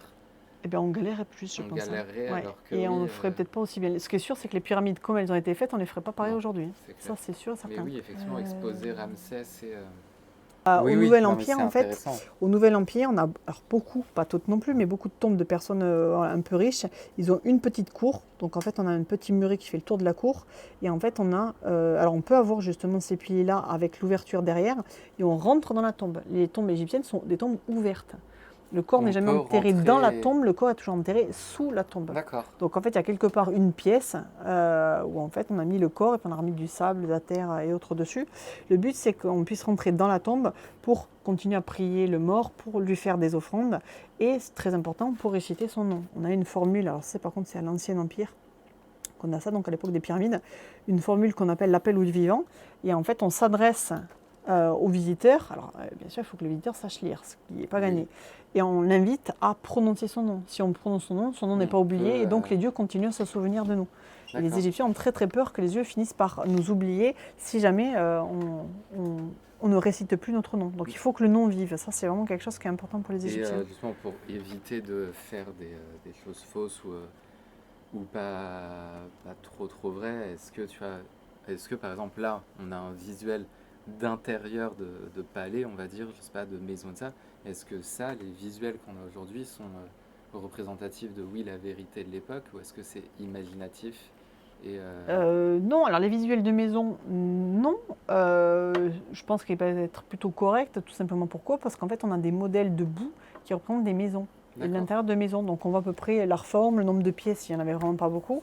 Donc ça peut être bon. Justement, tu vois, sans me dire, je ne dénomme pas de temple ou de tombe, comme ça je ne mets pas de choses fausses et tout ça, et juste c'est l'endroit où tu les ranges, quoi. Oui, voilà. Et tu reprends les visuels, voilà, de l'époque, le type Oui, de oui, visuel, oui, ça, oui. mais c'est ni un temple ni un tombeau. Oui, alors juste que je regarde les colonnes, comment elles sont. J'avoue que là pour l'instant elles sont pas. D'accord. Mais Oui, dis-moi, c'est il faut que je prenne quelle colonne? Non, faire quelque chose de plus basique sans. Ouais, c'est droit. Quoi. Parce qu'en fait, ça, et puis cette forme-là, c'est un début de forme de couronne atorique. Ouais, justement, je me suis rendu compte, je ne pensais pas. En voulant voir vite fait, je cherche colonne égyptienne et là tu tombes sur 15 colonnes. Alors ça, c'est la colonne machin, c'est la. Oh là. Oui. Ça devient compliqué. Et oui, surtout qu'en plus, elles n'ont pas les mêmes formes parce qu'elles ne donnent pas les mêmes infos non plus, elles n'ont pas la même symbolique. Par exemple, quand on rentre dans le Ramesséum, qui est alors ce qu'on appelle le temple de millions d'années de Ramsès II. Alors, temple de millions d'années, pourquoi? Parce qu'en fait, ce n'est pas un temple où on honore un dieu, c'est un temple où on honore le roi. Donc du coup, en fait, il a quand même un temple à sa personne, ce qui n'est pas rien. Et en fait, dans la première cour, les colonnes des temples sont des colonnes de lotus fermées. Et dans la seconde colonne, on a des lotus ouverts. Et en fait, le temple, il figure aussi le passage entre le moment où le roi est mort et le roi où il va ressusciter en Dieu. Donc au départ, on a les colonnes qui sont fermées, donc qui montrent bien cet état en fait, donc, végétatif du roi. Et quand on est dans la deuxième cour, on a passé donc une étape et le roi est ressuscité et le roi est ressuscité à l'école non Dieu et donc les colonnes elles sont ouvertes. C'est ouf, hein, c'est vraiment, j'ai l'impression. ça donne l'impression de ça que vraiment tout est très Codé. codifié. Ah, mais et complètement. Tout est, Alors, parce que du coup, tout à l'heure, c'est vrai que je suis partie sur autre chose, j'ai oublié de le dire, mais donc pour les amulettes, on a par exemple le scarabée. Le scarabée a lui-même ce pouvoir-là. Il est associé au soleil. Tout simplement pourquoi? Parce qu'en fait, les Égyptiens se sont rendus compte que les scarabées ils poussaient souvent le des espèces de boules bousier, de bousier donc jusqu'à leur trou et qu'ensuite la boule disparaît. Et donc, on a cette image finalement de boule qui est associée au soleil, qui bouge et qui finit par disparaître. Donc, le scarabée est associé au soleil. Donc, l'image du scarabée a sa propre force magique. Ensuite, il y a la couleur. Et donc, très souvent, les scarabées sont de couleur bleue, puisque c'est une couleur qui est associée à la Renaissance et une couleur divine, et donc par écho royal. Donc, la couleur bleue a aussi une force magique. Et on a aussi le matériau qui est choisi. Et en fait, selon les matériaux, on a des matériaux qui ont aussi des pouvoirs magiques plus forts que d'autres. Et donc, en fait, c'est vraiment tout a un code, oui, tout. En fait, c'est pas juste le fait que ce soit un scarabée qui fait que ben, ça c'est magique. Non, une petite boule d'une certaine couleur est également une amulette, par sa couleur et par sa matière. D'accord. Donc oui, c'est hyper codé. Ouais, c'est pour ça qu'il faut faire attention, mais c'est ça, je pense, qui En fait, rend le truc intéressant pour les enfants. C'est Ramsès VI, apparemment. Ah d'accord, Et donc en gros, du coup c'est pas un temple, c'est une tombe. Tu peux avancer comme ça, alors j'ai pas un très bon réseau là. Mais... En gros, c'est vraiment du... Oui, comme si on était, qu'on fait tout le tour. Mais du coup, là, c'est Ramsès VI, donc on va peut-être pas mettre du Ramsès VI dans du Ramsès II. Oui, c'est un peu éviter. Pas très compliqué. Ah non, parce que alors l'expo Toutankhamon, quand on rentre, vous l'avez faite? Non. Non, on ah l'a bon. pas fait. Il faut dire pas encore. Bon, Oui. c'est magique. Ils nous font une espèce de petite présentation qui est très sympa. Ils nous disent, à l'époque de Toutankhamon, l'Égypte était à son apogée. Et là, qu'est-ce qu'on voit? On voit Abou Simbel qui a été construit par Ramsès II qui règne genre 150 ans après. Quoi. Tout va bien. C'est pour ça qu'on va donc, essayer on va essayer d'être centré sur le truc. Donc, enfant royal, donc tu m'as dit qu'il vivait donc au palais avec d'autres enfants. Parler de l'anecdote avec son père et la participation à des entraînements ou oui. Qu'est-ce que je dois dire d'autre? Les entraînements militaires et puis après toute la partie justement plus scolaire, ce qu'il apprend, comment il l'apprend. Ça peut être sympa aussi à raconter aux enfants. Et où est-ce que je peux trouver ça? Ça, il faut me le demander, je l'envoie. Ok, et bien... te le demande. Oui. Non, mais me le demander par mail parce que voilà. Tu sais, c'est vrai que c'est peut-être compliqué. C'est un peu ça en fait. Non, mais je vais faire ça. C'est un peu ça. Ça roule et donc ensuite on part sur donc de ce fait il arrive après en tant que pharaon. Et quel est son rôle finalement en tant que pharaon et ses différentes actions? Oui. Et est-ce que là on peut pas introduire les symboles du roi justement pour les expliquer? En disant que c'est celui qui gouverne, c'est aussi celui qui protège. Et là, c'est celui qui ressemble au dieu. Ouais, là, on invite à l'activité de, tiens, retrouve les symboles du roi pour les apprendre, par exemple. Justement, tu vois, c'est ce côté de, finalement, les symboles du roi, je ne vais pas les apprendre en les lisant dans le magazine. Je vais aller les chercher moi-même, ils sont cachés dans ma maison, et comme ça, je vais moi-même les retrouver. Et il y a l'aspect passage au réel qui est important. Et du coup, je réfléchissais à quoi?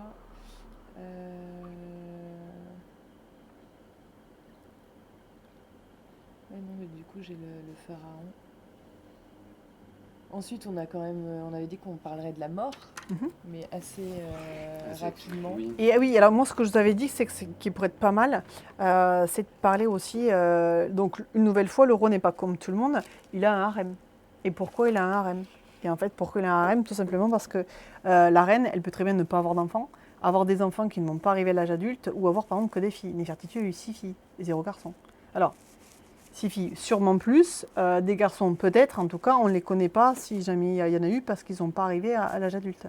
Donc, c'est très, très important que le roi puisse assurer sa descendance. Parce que s'il n'y a pas de descendance, c'est-à-dire que ça peut engendrer une période d'instabilité politique avec des guerres, des conflits ou autres. Donc, on met le pays en danger. Et donc, ça, c'est vraiment les Égyptiens veulent s'assurer qu'on n'aura pas ce problème-là. Donc, c'est pour ça que le roi, lui, a le droit d'avoir plusieurs épouses. Et donc, il y en a certains qui ont abusé, comme Ramsès II, qui avait un peu plus de 200. Au niveau de Ramsès II, c'est vrai que c'est intéressant d'expliquer très succinctement pour les petits il fallait absolument qu'il ait un héritier. La vie de famille avec Ramsès II. C'est ça. Donc, pour être sûr, il a eu 200 enfants, comme ça, il était sûr d'en avoir au moins un. C'est On assez dit quoi drôle. comme Ouais. chiffre 200? Ben, moi, je dirais entre 200 et 300. C'est énorme, c'est ouf. Mm. Et il faut imaginer qu'il y a une partie de la planète qui descend dans Ramsès Ouais, II. c'est ça en fait, parce que faut se dire entre 200 et 300 personnes à cette On se époque-là. dit, bon, même s'il y en a la moitié qui part, genre, ça fait genre encore 150. Et c'est 150 sur une population Non, à mais- l'époque qui n'était pas du tout la même non plus. Mais c'est donc ça. Ça représente un C'est ça, pourcentage qui ouais. est très important. L'idée d'être surtout sur un truc assez... autant après, on va vraiment l'étayer sur la version des plus grands, mais là, d'être vraiment sur les 3 points clés, tu vois, du passage vers la mort. Donc nous, on avait quand même la momie qui est quand même assez cool. On trouvait aussi que l'idée du tribunal, c'était assez chouette, et la pesée de l'âme, mais tout à l'heure, on en a parlé. Non, c'est pas la pesée de l'âme. Comment? Il faut pas dire la pesée de l'âme. D'accord, C'est Parce quoi que déjà, c'est un cœur qui est pesé, c'est pas une âme. d'accord. Et en fait, pour les Égyptiens, l'âme, déjà, c'est quelque chose de connotation religieuse, mais très catho. En Égypte ancienne, en fait, on a... comment dire, dans les personnalités, on va dire, invisibles, il y a... Enfin, invisible, si, il y a l'ombre. Il y a le... En fait, on a différents types d'âmes. Donc, on a en fait ce qu'on appelle donc, tout simplement le cœur. Donc, là, est très, très mal représenté. On a une espèce de bouteille, c'est pas du tout ça. Pour les Égyptiens, en fait, le siège de la pensée, ce n'est pas dans en fait, le crâne, c'est dans le cœur. Donc pour eux, en fait, toutes les bonnes et les mauvaises actions qu'on a faites sur Terre, elles sont décidées par le cœur et pas par la tête. Donc c'est pour ça qu'en fait, c'est pas le cerveau qu'on pèse, et c'est le cœur. Donc le cœur, il est effectivement, il est pesé, puisque le but c'est de voir si la personne a été donc assez correcte dans sa vie terrestre pour mériter justement l'accès au royaume des morts. Ensuite, on a une forme qui est le bas. Donc en fait, c'est un oiseau qui a une tête humaine. Lui, en fait, donc c'est une partie, c'est une espèce. Alors, on va dire, parfois on le dit de l'âme, mais du coup, il faut vraiment voir ce qu'on met derrière. Donc cet oiseau bas, en fait, il sort du corps du défunt, il va se repaître des offrandes qu'on a fait, et en fait, il réintègre le corps du mort. Et en fait, c'est une espèce d'énergie vitale. Donc en fait, c'est une forme d'âme, donc, parce qu'elle fait partie de la personne, qui peut sortir, aller dans le royaume des vivants. Et en fait, avec tout ce dont elle va nourrir, c'est cette énergie-là qui va permettre en fait, aux morts de continuer finalement à carburer, à fonctionner au royaume des morts. Et après, on a ce qu'on appelle le Ka, qui est donc là aussi une autre forme d'âme. C'est une espèce de double du défunt. Donc en fait, en représentation, on va représenter, parfois on a 2 fois la représentation de la même personne. On peut avoir du coup donc l'égyptien et en fait son Ka. Donc en fait qui est Donc juste à voilà, côté, mais dans la même posture. voilà, une espèce de double et qui donc en fait lui a encore une autre voilà, une autre fonction. Donc c'est pour ça que c'est compliqué en fait de parler du mot d'âme, parce qu'en fait il y a au moins 3 notions.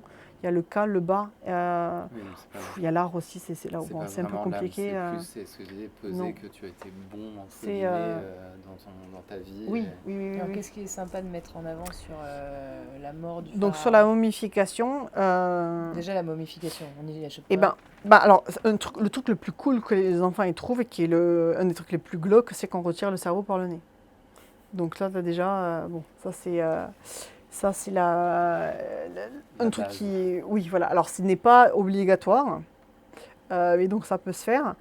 Et ce qu'on peut dire, c'est que les embaumeurs ont bien fait leur travail. Une fois n'est pas coutume, parce que son nez n'a pas été cassé. Parce que dans certains cas, on peut avoir le nez qui est cassé ou on peut avoir une grosse narine à la place des deux de base. Et ce qui est par contre très sympa à expliquer, c'est qu'on passe toujours par la narine gauche. Pourquoi? Parce que le côté gauche est associé à la mort et le côté droit est associé à la vie. Donc c'est toujours par la narine gauche qu'on va passer et on éviscère toujours par le côté gauche aussi. Le fait. D'accord. Donc il faut qu'il n'y ait que 3 étapes, c'est ça? Bah, on est Idéalement. quand même, nous sur un Oui, un sur format la court. course. assez petit. Après, Donc, sur les grands, on ça- va pouvoir partir Ouais. dans plein d'étapes. Et bah, à ce moment-là, Donc, pour la les moimie. tout petits, on évite l'éviscération. Ce qu'on peut faire, c'est qu'on utilise le natron. Donc c'est comme ça se prononce, Natron. Et on peut mettre que c'est une espèce de gros sel. Et ça va permettre en fait de sécher, voilà, on peut mettre de sécher le corps, de sécher la peau. Ça, du coup, les petits peuvent comprendre. Et après, ce qu'on peut mettre pour, donc toujours les plus petits, c'est du coup les bandelettes. qui en fait vont protéger elles aussi le corps du mort. Mais du coup, tu resterais surtout sur la partie sarcophage et entre guillemets. Alors, on n'a pas du tout parlé du non, sarcophage. non, là. mais momification, tu vois, en mode t'es sur l'éviscération avec le cerveau, etc. Je me plante. Non, on a dit qu'on. Bah, en gros, moi Oui. j'ai l'éviscération, mais plus avec le. Ah, mais ça, du coup, ça, c'est la tranche d'âge des 3, je sais pas combien. 3-7. Ouais, non, alors, les viscérations, non. Ok. Parce que les 6-7, oui, mais. J'ai les bandelettes. Eh ben, du coup, après, on peut mettre le sarcophage. Ouais. Mais du coup, t'omets tout ça là. Ah oui, mais ça n'a absolument rien à voir avec la momification. Là, en fait, c'est sur ce que les Égyptiens projettent quand la personne est morte. Donc, déjà, ça ne concerne pas que le roi. Et ça n'a aucun Donc, du rapport coup, avec tu la te momie. concentrerais vraiment toi sur ça. Ah, mais moi, ça dépend de ce que vous voulez faire. Mais la momie, c'est Oui, ça. c'est pas le même sujet, quoi. Et non, Ben, on mais veut- pas du nous, tout. on veut être sur la mort du pharaon. Les processus et les étapes de la mort Oui, du donc pharaon. Donc, on est là. Ok, ça marche. Parce qu'il faut pas qu'on se dise Oui, oui, trop de oui, oui, oui. bêtises. Et du coup, après, on part sur le sarcophage. Ça roule. Donc, sarcophage qui sert de Ben, j'allais c'est dire un, caisse de protection. bah, mais c'est c'est peut-être pas- un cercueil qui sert à protéger. Ce qui peut être. Voyons. Oui, bah à la limite, le mettre pour les tout petits, c'est qu'en fait, au début, alors normalement, si on veut vraiment faire les choses bien, le sarcophage, c'est tout ce qui n'est pas en pierre. C'est-à-dire qu'en fait, si c'est en pierre, c'est un sarcophage. Et si ce n'est pas en pierre, genre Toutankhamon, il a été placé dans des cercueils, pas dans des sarcophages.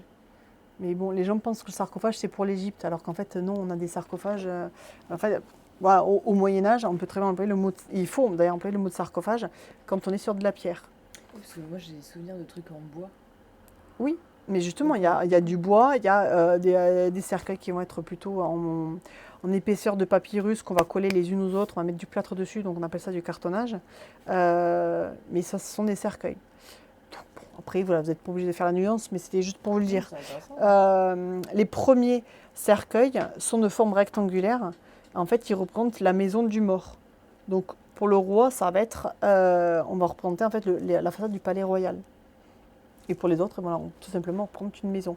À l'époque de Ramsès II, le cercueil représente le double du mort. Donc c'est pour ça qu'en fait, il a cet aspect-là, c'est-à-dire qu'il représente en fait une personne bien réelle, parce que c'est son double. Ok. Donc en fait, la valeur du cercueil a changé. Et donc, si après on suit notre fin de cheminement sur la version des plus petits, on est donc maintenant, le corps est dans le sarcophage. Il a été mis après. Non, mais dans pour une- les plus petits, ça peut être intéressant justement d'expliquer qu'au départ, on a une espèce de boîte rectangulaire qui est en fait la maison du mort, et de dire, parce que ça ils peuvent comprendre, et de dire que par la suite, à l'époque de Ramsès II, dire bah, Ramsès II, il a été enterré dans un cercueil qui le représentait. Parce que le cercueil est une espèce de double, de sosie, de en fait, format. voilà, de double du mort.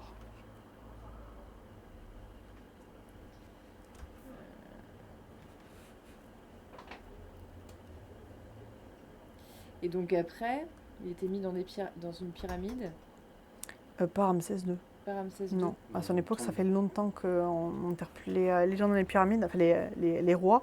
Lui, il part dans la vallée des rois. Et donc, on l'enterre dans la montagne. Donc directement dans la montagne, avec Oui. d'autres. Dans Oui, sa il est- tombe. Dans sa D'accord. tombe, mais dans un secteur où il y a plein de tombes royales, puisque c'est la vallée des rois. Ok. Donc du coup, on parle pas du tout des pyramides. Et si on prend Ramsès II, non. Après, par contre, ce qu'on peut dire, c'est que Il y a très à l'époque de Ramsès II, les rois sont enterrés dans la vallée des rois. Par contre, 2000 ans avant, les rois se faisaient enterrer dans des pyramides. Comme ça, on peut quand même en parler. oui, Et que la mode a changé, tout simplement. On va ça. Parce que j'aimerais bien rester collé à Ramsès quand même. Si on Ouais. est sur Ramsès, Ça serait pas mal. Et de le mettre en push par contre, ça peut être cool. Et alors, juste mettre une petite astérisque, me rappeler de t'envoyer les dimensions. Bonjour Karine. De t'envoyer les dimensions de la tombe. C'est une des plus grandes tombes Ah ouais. Donc ça vaut le coup voilà, de le signaler aux enfants, justement, avec genre la longueur. Ça peut être pas mal. Ok. Et ben cool, hein. Et après, on avait dit qu'on ferait un dossier sur les hiéroglyphes assez rapide, mais plus par le biais d'un jeu. Mais après, ce qui peut être très sympa, c'est d'avoir le cartouche par Ramessou, où donc on a le nom de Ramsès II, et après de mettre une photo. Alors moi, pour l'instant, je la cherche, j'ai pas encore trouvé de photo de définition, mais de ce fameux blog dont je vous parlais au musée. Oui. Et là, sauras-tu retrouver le nom de Ramsès II caché dans l'image, tout simplement. Et c'est les trois, c'est les trois visuels, ce que tu disais, Ra. Oui, Ramessou, et en fait, on le donne en fait en hiéroglyphe, voilà, le soleil, l'enfant qui porte la Du coup, main sur la faudra bouche, avoir la et puis statue et ben oui, de c'est ça. photo. Et oui. Ok. Passe à orange rapidement. Ouais. Bah orange. En tout cas, Ah, grand. c'est très cool parce Ouais, que ça va être bien, de ce fait, on est plus On est solide cadré, là. on va dire. Ouais. Bon, Je sais qu'on va pas dire de bêtises. Et que moi, il faut que je coupe ça.